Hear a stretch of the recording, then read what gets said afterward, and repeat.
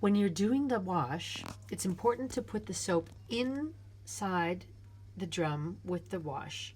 So you take the soap, here's the soap, pour it inside, just a little bit.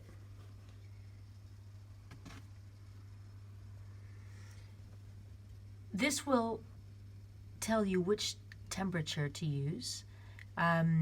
We usually go for 60. And then over here,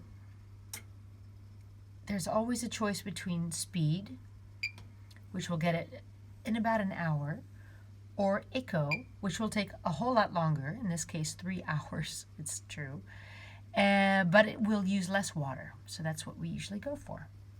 And then you close the drum. Have to close it really hard.